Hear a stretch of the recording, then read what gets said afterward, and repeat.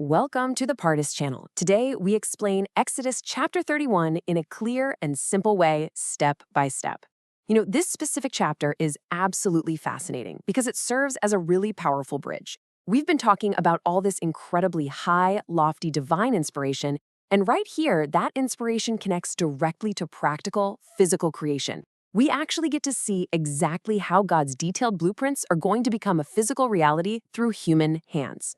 To give us a quick bit of context on exactly where we are in the story right now, Moses is currently up on Mount Sinai. For several chapters now, he's been receiving direct, meticulous instructions from God about how to build the sanctuary, the holy items, and the priesthood. It's a lot of information. And now, in chapter 31, God provides the final, crucial pieces to this immense puzzle. Okay, let's dive into this. We're going to take a nice, unhurried, step-by-step walk through the chapter today. First, we'll cover the calling of the master craftsman. Then, we'll go through the exact list of the holy items they have to build. After that, we'll look at the strict command of the Sabbath covenant, followed by the dramatic delivery of the stone tablets. And finally, we'll wrap the whole thing up with some simple, practical life lessons. Section 1, the Master Craftsman, covering Exodus 31, verses 1 through 6.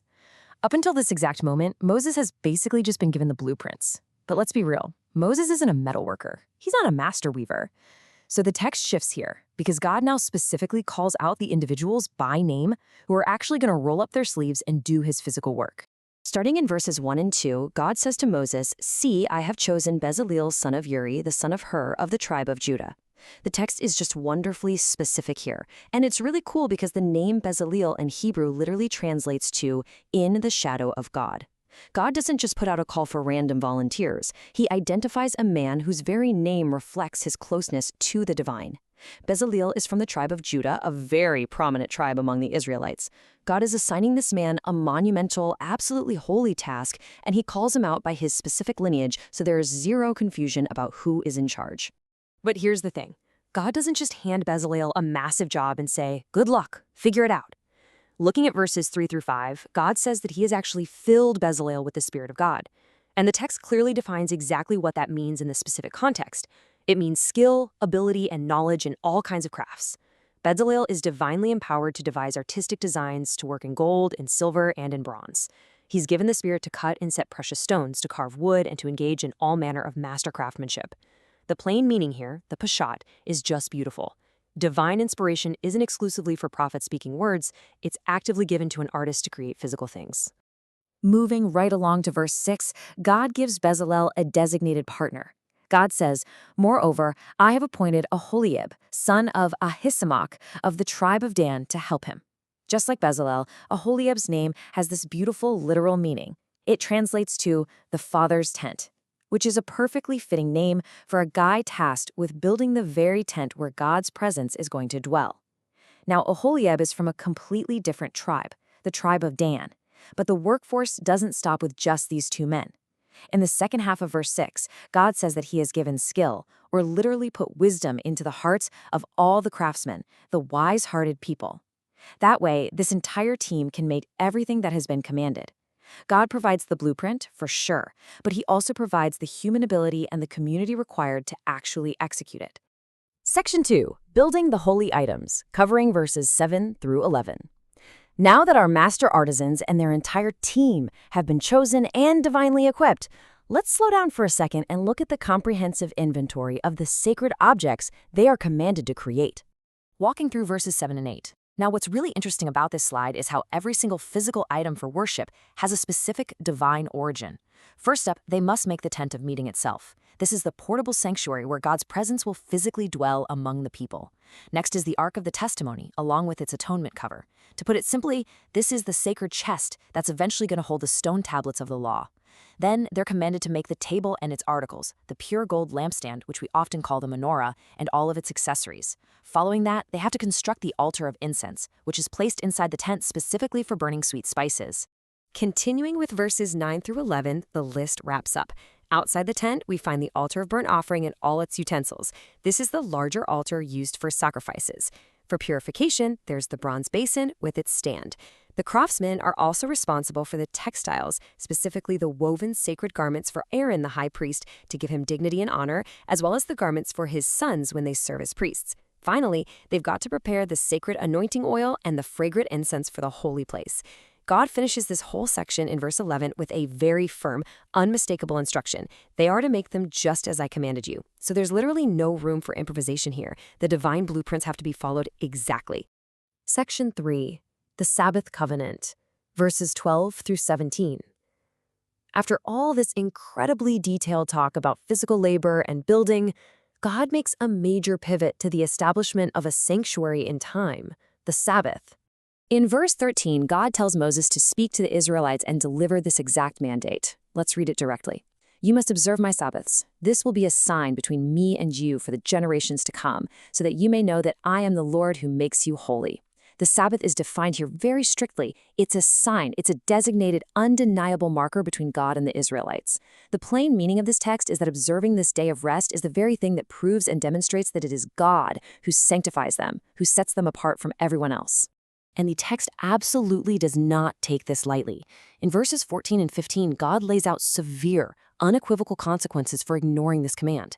To explain the plain text here, the Peshat, without watering it down at all, the law states that the Sabbath is holy to the people, and anyone who desecrates it must be put to death. Whoever does any work on that specific day must be cut off from their people. It's a matter of absolute strict observance. Yes, building the tabernacle is important, but even that uniquely holy work does not override the command to stop and rest on the Sabbath. Verses 15 and 16 lay out a simple, undeniable weekly rhythm. Step 1, for 6 days work is to be done. Step 2, the 7th day is a Sabbath of solemn rest, holy to the Lord. Verse 16 emphasizes that the Israelites are to observe this Sabbath, celebrating it for generations to come as a lasting covenant or a perpetual covenant. It's an ongoing, never-ending agreement and practice that fundamentally defines their weekly existence forever. And this brilliantly illustrates the why behind the Sabbath. Verse 17 connects this weekly human rhythm directly back to the magnificent creation of the universe itself. It serves as an everlasting sign, because just as the text says, in 6 days the Lord made the heavens and the earth, and on the 7th day he abstained from work and rested. By stopping their own work on the 7th day, the people are directly imitating the creator of the cosmos. It's a profound, tangible way of acknowledging God as the ultimate creator on a monumental scale. Section 4. The Stone Tablets, Exodus 31:18. This brings us to the climactic end of God's lengthy dialogue with Moses up on the mountain. Verse 18 tells us that when the Lord finally finished speaking to Moses on Mount Sinai, he handed him something incredibly specific. He gave Moses exactly 2 tablets of the testimony, not 1, not 3, but 2. These tablets contain the core covenant, the absolute foundation of what has just been agreed upon between God and the Israelites.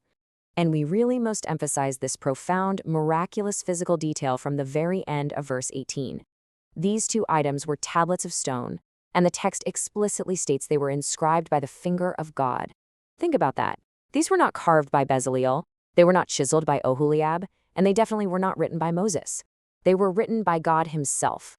Moses is now holding the tangible, physical proof of his encounter with the divine, totally ready to bring it down the mountain to the people.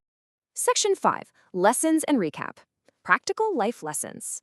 So, the crucial point is, what do we take away from this ancient text to improve ourselves right now? As we transition from our step-by-step walkthrough, let's look at how its principles are actually incredibly relevant to our everyday lives. First, we must value all diverse skills. God values artists, metalworkers, and builders just as much as he values prophets and leaders. Whatever your honest skill is, it can be a divine gift used for a really great purpose. Second, doing things the right way matters.